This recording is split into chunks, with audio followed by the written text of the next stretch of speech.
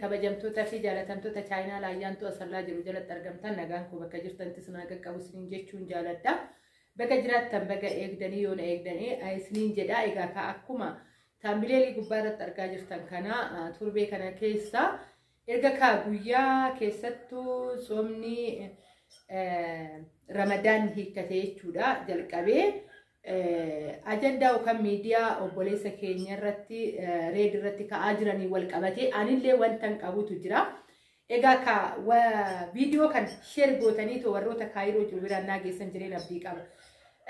Anaaf carraattan fayyadamuu barbaade sababbiin isaa gaafii eeggaa dheeratiidha. Kanan of keessaa qabu jechuudha. Garuu carraa kanatti fayyadamee erga ijoolleen kaayiroo keessa jirtu akkatti waliif quuqamuu shamarraniif quuqamuu waliif dubbachuun jiraate ta'ee anillee carraa kanatti fayyadamee wannan dubbadduun qaba jedhee tanan qabadhee to dhufe jechuudha. Asumaan odoon karaa dhimman qabadhee dhufeetti darbee waa'ee reeditirraa wannan dubbadhutu jira inni dubbatee to jira jechuudha. Dhimma haadha manaa fi abbaa manaa abbuma manaa fi haadha manaatitu beeka. Namni beeku tokko iyyuu hin jiru. Seerumti beeku tokko iyyuu hin jiru. Kanarraa kan ka'ee dhimma haadha manaa fi abbaa manaa abbuma manaa fi haadha manaatti odoo dhiisanii jedhee akkuma inni dubbate sanidha. Dhugaadha. Keessattuu namni walii dhalee ilmoo ofii ishiin illee biyya ormaa keessadha kan jiran jaalachuu jechuudha. Fira keessa hin jiranii firarraa baatee innis firarraa baheeti. Jidduu isaanii sanitti ilmoon uumamte akka firaallee namaa taate akka lammittis waa baay'ee bakka baay'ee nama buute itti obsanidha jechuudha. Biyya ilmoo ofiitti obsanii jiraatanii haala kanaan immoo dhugaa dubbachuu fi dubartiin akka laayyeetti ilmoo ofii yoo hamtuma taate malee jechuun hamtuu hoggaan jedhu jireenyuma itti hammaatti irraa ka'ee ilmoo ofii gatti malee yeroo baay'ee biyya keessatti illee kan argaa jirrudha. Dhiirota tuyyuu yeroo baay'ee shamarran dhiisetoo jireenya waggaattuyyuu jabaatte shamarran dhiisanii too deemu malee shamarri yeroo baay'eetti illee kadhattee ilmoo ofii guddifattee jechuudha. Biyyoota yoo hojjettellee yoo rakkattellee lammiin ishii gargaaran keessa jiraattee dhiisite jechuudha. Kanaafuyyuu isa akkuma inni jedhe isaanii dhiisne too jirra. Rabbiin illee karaa gaariitti haa xumuru. Sababbiin isaa wanti tokko waggaa hir'atee ijoollee keessatti gaafii ta'eetu uumamaa keessattuyyuu sooshaal miidiyaa irratti ijoolleen guddachaa jirtu.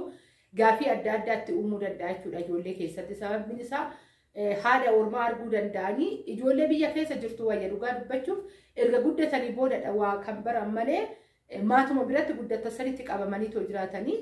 Garuu ijoolleen biyyoota ormaa keessa biyyoota guddatte keessatti dhalanii too dhalchanii guddisan bakka baay'inaan sooshaal miidiyaa waliin wal qabatee too guddate. Keessattuu warroonni maatiin isaanii miidiyaa fayyadaman ijoollee isaatiillee sanuma jechuudha. Fakkeenyaaf amma asli yoo fudhattan intalli isaa akkatti chaalenjii adda addaa hojjechaa jirtu akkatti nama adabaa jirtu argaa jirtu jechuudha. Namni miidiyaa of eeggannoo guddaa godhuu qaba. Sababbiin isaa namni miidiyaa wantoota baay'ee namni illee sirraa waa baay'ee eega gaafa nama miidiyaa taatu jechuudha. Sirraa dadhabbina illee sirratti barbaada jabina keetillee akkasuma barbaada. Kanaafuu of eeggannoo godhuu warroonni miidiyaa keessattuu warri kunis gaa'illi isaa jalaa baduu qaba jechuu osoo hin ta'in warri miidiyaa sirriitti of eeguu qaban jedhee tayyaadha akka kootitti saba ofii barsiisuudhaaf jechuudha. Waan ta'eefuyyuu ijoollee ofii immoo saba jechuun ijoollee saasanoo qabeetoo guddise sabaafillee kan yaaduu danda'u namni tokko. Kanaafuyyuu gaa'illi kun icciitiin isaanii akkuma jirutti ta'ee osoo kara miidiyaa hin bahin osoo keessa fixatanii akka amantiitti illee jiraachifachuu ni danda'a. Amantiin isaatillee isa deeggara akkasuma immoo sabnillee baay'ee odoo irratti ka'uu baatanii jedhe. Egaa kaanii waa'ee isaasuma irratti xumuretan isaanii dhiisee jira. Ani waa'ee dhimma kootittan darba. Egaa kaayiroo keessa ijoolleen jirtan waggaa jiraattan sheer godhaati viidiyoo kana biraan naagaa ijoolleen piliis. Ani fakkeenyaaf jechuudha intala obboleettii kooti. Biyya san keessatti kan na jalaa dhabamteetu jira jechuudha. Kan fuudhee akka heerumti akka daa'ima qabdu anumtu nan beeka yeroo wayii na dubbistee achi na jalaa dhugsee jechuudha. Abbaan manaa maatillee na araarfanne maatuma araarfachuu baattu nuti ishii arguu barbaanna ishii dubbisuu barbaanna bilbila hin horkatanii jedheeni. Egaa erga kaayiroo keessatti shamarran walii dubbachuu dhiirri saba ofiitii quuqamu. Egaa shamarreen tunillee haati haga har'aa dirasii abbaan haga har'aa obboleewwan haga har'aa dirasii gaafii gurguddaa keessa ayyaanni waggaa dhufe anan doomna gaafatanii jechuudha. Mee quba qabda intala keenya sammee sii bilbilti ati argitaanaan jedhan kaayiroo keessa jirti naannoo jirtu himuu dide jechuudha. Abbaan manaa ishii daa'ima dhiiraa tokko waliin qabatanii jiranii waliin qabu yeroo wayii odoon Dubaay jiru jechuudha kara waggaa 3 ni ta'a. Bilbila koo kan Facebookidhaan argatanii kara Facebookitti argatanii na dubbisanii jira. Akkuma firaa naguma wal dubbisnee too jirra jechuudha. Innis na dubbisee jira. Egaa kan maatiin araaramne achitti wal fuudhanii akkuma argitan jechuudha namoonni biyyaa bahe ka ofii achitti wal fuudhanii achiin booda nama araarfatu. Nuyi araaruma saniyyuu miti bilbilumaanuyyuu intali nu haa dubbistu akka micoon teenya nu haa dubbistu jedhee intala obboleettii kootitti ana daadan ta'aaf jechuudha. Mucichi kan fuudhellee nama biyya saniitidha. Xiqqoo nama gaameraa isadha jechuudha. Micayyoon daa'imaa isarra baay'ee daa'imaadha. Inni biyyatti illee akka gaa'ila qabaatee gaa'ila hiikee waan akkasiitidha jechuudha. Odeeffannoo yeroo sadiif kanan dhaga'ee achi bilbilaan torbeetti yeroo tokko argachuu qabe jechuudha. Ani torbeetti yeroo tokko bilbilaan yookaan karaa iimootiin dubbisaa tan ture. Egaa ka bilbila sanillee ani maatitti anime bilbila ni qabdi. Bilbila garuu hin kennin inni fedhii hin qabu amma dubbisiisuudhaaf jedhee jala dhorkata anuma dubbisti animmooyyuu isinitti nagaa dabarsaa jechaa kan ture jechuudha. Torbaniin bilbila ishiitti hin kennu. Warri mee achi keessa jirtan hacuuccaan kana mara saba ofiitidha, lammii hiitidha, abbaa manaa hiitidha, daa'ima irraa qaba. Haga kana hacuuccetoo maatii ishii erga gaafa biyyaa baatatti guyyaa gaafa tokko kan erga kaayiroo seente haadha qabdi, abbaa qabdi, obboleewwan qabdi. Hundumaa ol immoo haadha fabbaadha. Haati yeroo darbe faa dhukkubsattee yeroo darbe faa lukarra miidhaan gaheetoo jechuudha yookaan balaa gaariirraa kuftee waan akkasiisan ishii muudatee dhukkubsattee turte. Keessa dabattee Osman du'e illee baay'ee sababa lukni ta'ee baay'ee dhukkubsattee hanga namsee geessu dirasii geesse.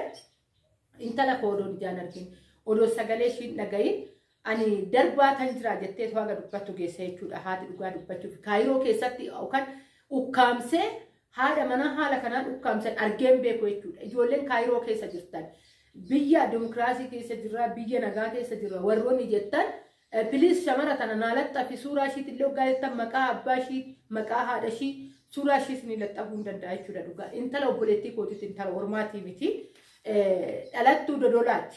Inni illee dhalataa dodolaati. Abbaan manaa ishii jechuudha. Biyyatti illee haadha manaa dhiisee biyyaa baheetidha jechuudha. Intala yookaan hin heerumne kan fuudhee intalli maatuma biraa barattuu taatetoo biyyaa baate oduma barachaa jirtu biyyaa baatedha. Egaa kan namni walitti fidee gaa'ila uummattee jechuudha. Biyya ormaa keessatti tariitii erga ala hojjetanii kaa jireenyi nama walitti makachuu wayya jedhamee natti fakkaata. Akkasitti isatti makamtee mucaa dhiiraa tokko akka deesseef nan beeka bilbilaan na dubbisaa turte jechuudha. Erga bilbila saniin na dubbistee asiqee maalooyi haadha haa dubbiftu abbaan nama guddaa haati nama guddaadha. Obboleewwan miti namoota kana lamaan haa dubbistu ani jennaanini. Anarraa suuta duraan kan na dubbisu suuta siqaa dhufe jechuudha. Achiin ishiidhaniin bilbila bitadhu haadha kee dubbisi ayyaana irratti yeroo san ayyaana dhufaa jira ayyaana kana faamee bilbiliif hin jedheeni achumaan inumaayyuu bilbila waan godhe mooji bilbila balleesse jechuudha. Kara waggaa 3 ta'a jechuudha anuyyuu ergan bilbilaan arguu dhiisee akkuma karaa Dubaay deemeen xiqqoosuma turin karaa feesbuukatiin na argatteeti jechuudha. Micayyoon tokko kan na dubbiste haala kanaan anumti maatii haa dubbistu jennaan ishiidhaan jalaa dhoksee jechuudha. Warri dhugaan isiniin jedhaa yeroo baay'ee ana na gaafatu. Mee argitaa mee sii bilbilti. Feesbuukiin kiyya feesbuukuma duraaniiti ishii dhokseeti malee bilbila dhorkateeti malee karaa miseenjaraatiin na dubbisuu dandeessi. Bilbilli yeroo san ittiin na dubbiste haga ammaa dirasiin cufanne jechuudha. Biyyallee galee feesbuuk iimoon irraan jiraa. Telegram ninjira, WhatsApp ninjira, udo sagalumayyuu na ergite jechuudha. Kun dhorkannaa bilbilaati irraa ka'eetu kun immoo heeruma hookanaadha manaaf abbaa manaa osoo hin ta'in ukkaamsaa jedhama. Mee namni biyyaa bahee namni biyya ormaa jiraate haala gaarii keessa gaa'ila keessa jiraate ijoollee guddisaa namni maatiin dubbisne hin jira. Haga kana gaafii baatanii too jiru jechuudha. Maatiin nuyi araara isaatii miti haadhumaaf abbaa akka dubbistu warroonni viidiyoo kana dhaggeeffattan lakki ijoollee kaayiroo biraan sii geenya. Kanaafiyyuu isinii barbaannaa wettan gosa biyya tokko laga tokkodha. Laga tokko keessaa bahanii biyya tokko keessaa bahanii afaan tokko dubbachaa lammii tokko ta'anii haala kanaan haadha manaa jedhanii fuudhanii haala kanaan ukkaamsanii too jiraachuun baay'ee ulfaata jechuudha dhugaa dubbachuudhaaf. Biyaansi kana waggaa 10 meeqatu hin taate erga biyyaa baate.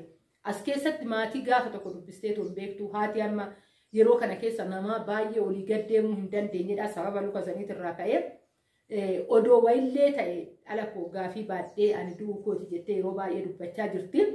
Egaa kan warroonni piliis sagalee kana dhaggeeffatan yookaan viidiyoo kana laaltan ijoollee kaayiroo jirtu biraan naagaa ijoolleen kaayiroo jirtu sii barbaanna waggaa jedhan ta'e suuraa ishiin laxxafaa maqaa abbaa ishii maqaa haadha ishii qabadhee tan dhufa jechuudha. Kanaafuyyuu saanduqa koomentii banaadha sa'a 24 saanduqa koomentii jalatti naa barreessuu hin dagatina. Warri immoo ijoolleen kaayiroo tariiti viidiyoo kana arguu dadhabdi keessanillee ta'u ijoollee kaayiroo jirtu biraan naagaa isiniin jedha. Piliis obboleettii tana naa barbaada haati odoo lubbuun jirtu haadha ofii yaa dubbisu. Nuti qarshii miti maatiin illee kan jedhu nuyi qarshii miti kan barbaadu. Waggaatti yeroo tokko dawwaltee intalli keenya asan jiran naa jettu. Kan jedhanidha jechuudha maatiin illee kan yeroo baay'ee dubbatu haati illee taana yeroo hunda gizeen ani bilbiluu koonaa sobsis kanaadha kan jettu obboleessi illee kanaadha. Nu ishiirraa homaa hin barbaannu. Nagaa ta'uu ishii qofaadha. Nagaa ta'uu san immoo bilbiltee nuufaa mirkaneessituudha. Waggoota kana mara warra miidiyaatii miti warri baadiyaa keessa jiraatu.